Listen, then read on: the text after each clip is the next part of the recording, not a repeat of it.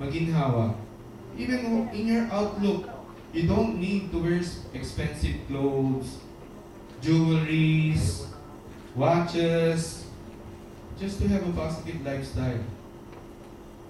You know what you need to always wear all the time, every time? A smile. Can I see your smile? Very nice. That's always positive. Words are very powerful beyond our comprehension. Kapag lumabas na, hindi mo na pwedeng ibalik. Ano pa yung mga bagay na kapag lumabas na, hindi nyo na pwedeng ibalik? Word. Masama na naman yung isip nyo.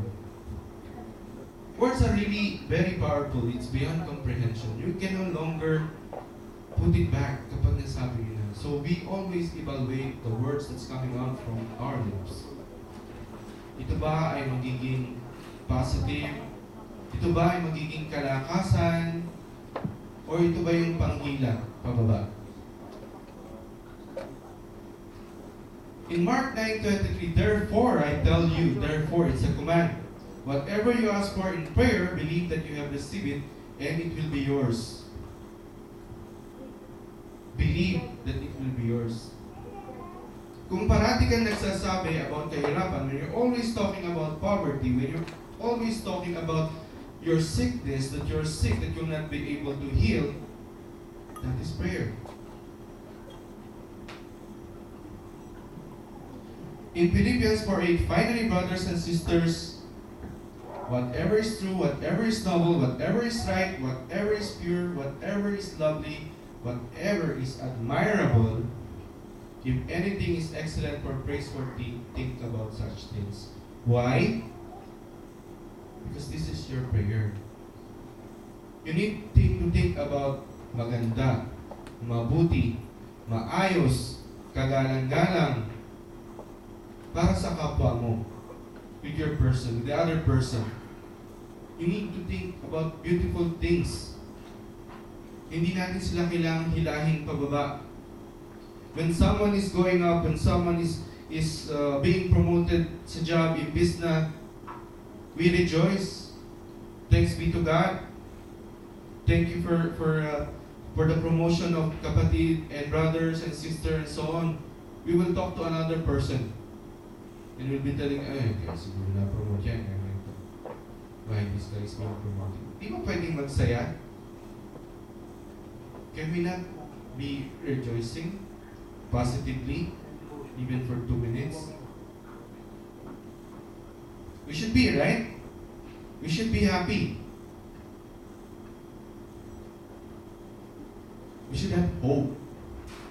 We should have faith. But hope and faith will not be enough if there is no action. Kailangan may gawin din naman tayo. All the time we are praying, God will always give us the provisions. God will always act upon us. But it's also up to us to act in His behalf.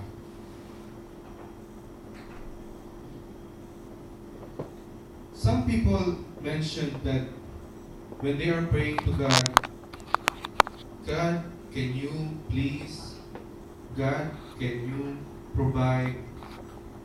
God, can you? If you can, di ba pag kay God, giving na that He can? Amen. So bakit ganun ang prayer natin minsan? God, kung po pwede po. God, if possible. God, if you can. God is telling us, mentioned in Mark 9:23, if you can, say Jesus, everything is possible for one who believes. Do you believe? Amen. I have said this multiple times. If you pray, once you pray, you have your faith, you have your hope, then believe that it will be given to you. Believe that it will be answered.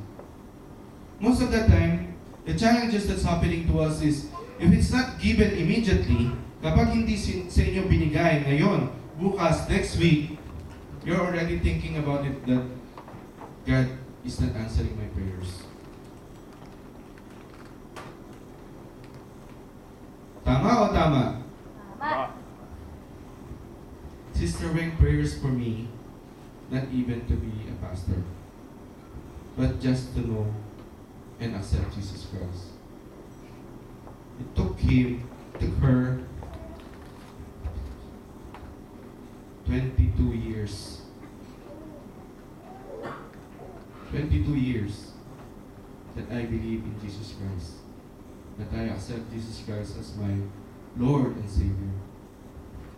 Because Sister Weng knows already God when she's still about 16, 15 years old, when we're still very young age.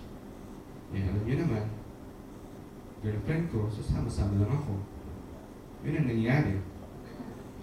And then when I'm sleeping, for example, when we are attending church, GIC, and we're still very young by that time, where we are going to the church and I'm just dropping them off. Then I'm going home again.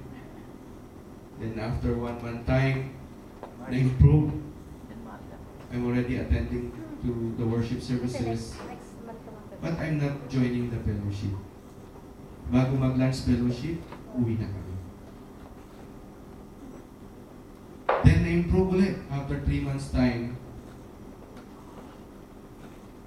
nag-fellowship na ako, nakikipag-usap na ako. Suplado ang tatay nyo sa personalan.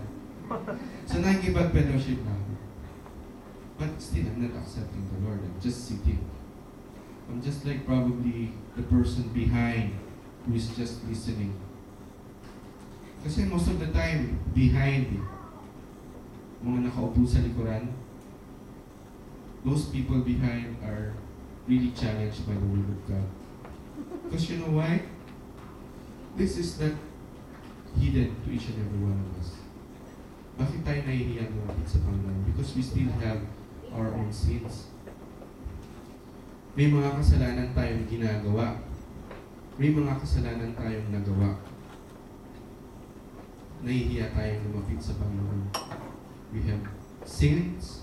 We have sinned. That's why we are very shy to approach the Lord.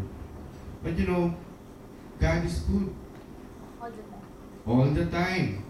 He's not asking us to come with Him only when we are clean. Because no one will come to Him that is clean. Sometimes, kailangan pang may mangyaring drastic sa ating buhay. Sometimes, God needs to teach us in a very difficult manner before we approach Him. Before we come to Him. So, let us not wait for this time that you will be burdened by sickness, that you will be burdened by poverty, that you will be burdened by problem before you seek the Lord. You should come to the Lord right now. I know some of you here, they know Jesus Christ. Everyone knows Jesus Christ. Even Satan, he knows Jesus Christ. But did you accept Jesus Christ as your one and only Savior? That is a question that only your personal heart can answer. Who believes? This is what is the question. Who is believing? What you believe, it's in the path you will take. Kung ano ang iyong pinaniniwalaan, kung ano ang nasa puso nyo, kung ano yung nasa isip nyo, doon kayo papunta. What's in your mind, what's in your heart, that is the path you will take. Believe first what you want to happen in your thinking and faith. In the other world, in the non-material world, it already happened. Then the physical world to follow. This is about your faith in God. When you ask, seek, and knock, the door will always be open. God will always answer you. He already answered in the non-material world. It just need to happen in the physical world. Yun po ang ibig sabihin dito. Our real battle is in the spiritual world, your mind. Nasa ating pag-iisip. This is the challenges that we are facing. It's always in our mind. Not physically, it's always in our mind.